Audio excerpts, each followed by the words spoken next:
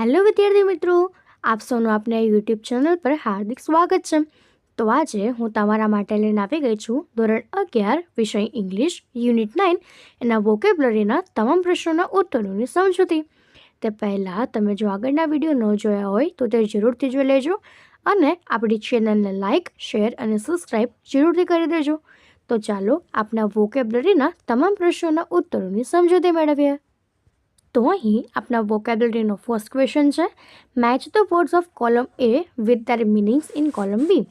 તો અહીં આપણને કોલમ એમાં કેટલાક વર્ડ્સ આપ્યા છે અને કોલમ બીમાં તેના મિનિંગ્સ આપ્યા છે, તો આપણે તેને મેચ કરવાના છે. તો અહીં આપણને કોલમ એમાં ફર્સ્ટ વર્ડ આપ્યો છે કે કન્ટ્રી સાઇડ, તો તેને આપણે લખી શકીએ કે રૂરલ રિજન. સેકન્ડ છે સોઇલ, તો તેને લખી શકીએ લૂઝ અર્થ. થર્ડ છે પેચ, તો તેને આપણે લખી શકીએ કે સ્મોલ એરિયા. ફોર્થ છે બોય, તો તેને આપણે લખી શકીએ કે ફ્લોટ. ફિફ્થ છે કે પોટેન્ટ, તો તેને આપણે લખી શકીએ કે પાવરફુલ. એના પછી છે ટેંગલ, તો તેને આપણે લખી શકીએ ટ્વિસ્ટ. અને એમાઇટર, તો તે થશે રિલીઝર. તો આપણે આ રીતે તેને મેચ કરી શકીએ છીએ. એના પછીનો આપણો સેકન્ડ ક્વેશ્ચન છે કે while reading the passage you have come across the synonyms of the 9 words listed below. Find out the actual words from the first paragraph of the passage. તો અહીં આપણે જ્યારે આ પેસેજને રીડ કર્યો હતો એ વખતે નીચે કેટલાક જે 7 આપણને વર્ડ્સ આપ્યા છે તેના સિનોનિમ્સ આપણે જોયા હશે. તો આપણે તેના એકચ્યુઅલ વર્ડ એ આપણા પેસેજના ફર્સ્ટ પેરેગ્રાફમાંથી ફાઇન્ડ કરીને લખવાના છે. તો આપણો ફર્સ્ટ જે વર્ડ આપ્યો છે તે છે કે સ્મોલ એરિયા, તો તેને આપણે લખી શકીએ પેચ. સેકન્ડ છે બેરન લેન્ડ, તો તે થશે ફ્લેટ્સ. થર્ડ છે પાવરફુલ, તો તે આપણે થશે પોટેન્ટ. ફોર્થ છે ફ્લુઇડ, તો તે થશે લિક્વિડ. અને ફિફ્થ છે વેલી ડેલ, તો તેને આપણે લખી શકીએ વેલી. એના પછી સિક્સ્થ છે કે ફ્રૂટફુલ, તો તેને આપણે લખી શકીએ ફર્ટાઇલ. સેવન્થ છે ઓરિજિન, તો તે થશે સોર્સ. એઇથ છે કે જનરેટેડ, તો તે થશે કોઝડ. એના પછી નાઇન્થ છે અ સ્પેશિયલિસ્ટ ઓન ધ અર્થ્સ ક્રસ્ટ, તો તે થશે જિયોલોજિસ્ટ. તો આપણે આ રીતે તેને લખી શકીએ છીએ. તો હવે એના પછીનો આપણો થર્ડ ક્વેશ્ચન છે કે એન્થોનિમ્સ are words with opposite meaning. They are often formed by using prefixes like in, im, im, il, ir, etc. as shown in the table.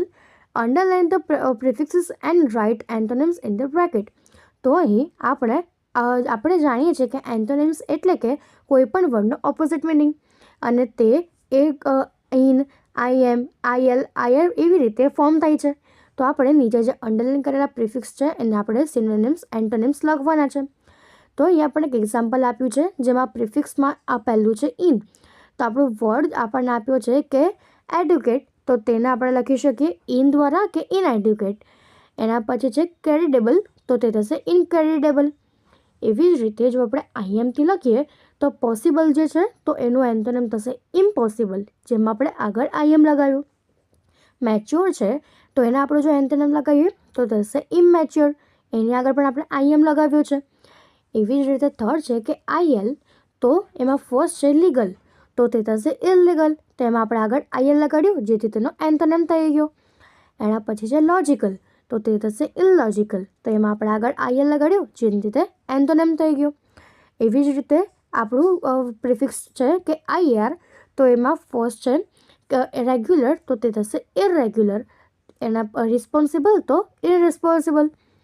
તો આ જ રીતે આપણે એના પછીના જે પ્રિફિક્સ છે એવી રીતે બીજા વર્ડ્સને એન્થોનિમ લખીએ તો આઈએલથી થશે એમાં વર્ડ છે કે લિટરલ, તો તે થશે ઇલિટરેટ.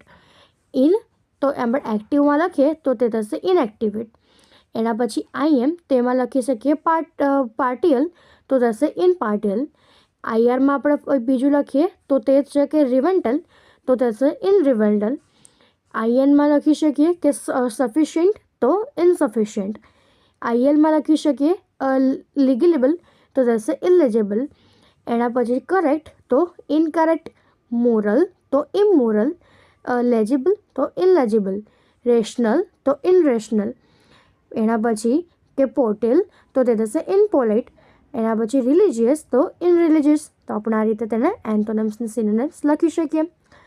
એના પછીનો આપણો ફોર્થ ક્વેશ્ચન છે કે find out the suitable word from the box and add them to the series of the word. તો અહીં આપણે જે વર્ડ્સ જે છે સુટેબલ વર્ડને લેવાના છે અને આ સિરીઝમાં એ જે સૂટ થાય તેના પછીનો વર્ડ આપણે બ્રેકેટમાંથી શોધીને લખવાનો છે. તો આપણું ફર્સ્ટ જે સિરીઝ છે તેમાં આપ્યું છે કે માઇટલી, ઇન્ફ્લુએન્ટલ, પાવરફુલ, તો એના પછી થશે પોટેન્ટ. એના પછી છે વોન્ટેડ, ડિઝાયર, લોંગ્ડ અને એના પછી થશે કર્વ્ડ. એના પછી છે પેનોરામા, સ્કેનરી, એન્વાયરન, તો એના પછી થશે લેન્ડસ્કેપ. ફોર્થ છે ફેક્ટ, હેપનિંગ, ઇન્સિડન્ટ, તો એના પછી આપણે લખી શકીએ કે ફેનોમેન. એના પછી ફિફ્થ છે કે કન્સિડરેબલ, સાઇઝેબલ, લાર્જ અને એના પછી થશે કે સબસ્ટનલ.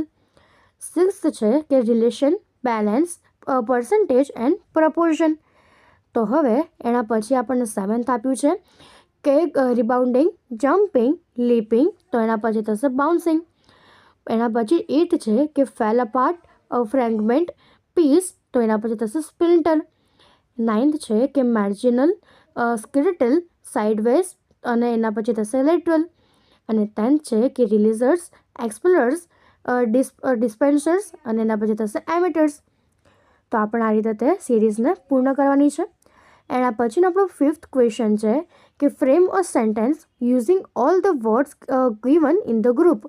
તો અહીં આપણને નીચે કેટલાક વર્ડ્સનું ગ્રુપ્સ આપ્યું છે તેને યુઝ કરીને એક સેન્ટેન્સને ફ્રેમ કરવાનું છે.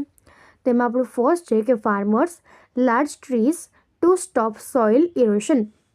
તો આપણે એનું સેન્ટેન્સ લખી શકીએ કે farmers should grow large trees to stop soil erosion. એના પછીનું સેકન્ડ છે કે water useful, beautiful and countryside. તો તેનું સેન્ટેન્સ આપણે બનાવી શકીએ કે water is useful to make countryside beautiful. Third છે the rain water wash out land and unfertile. તો એનો સેન્ટેન્સ થશે કે the rain water વોશિસ out land and makes it અનફર્ટાઇલ.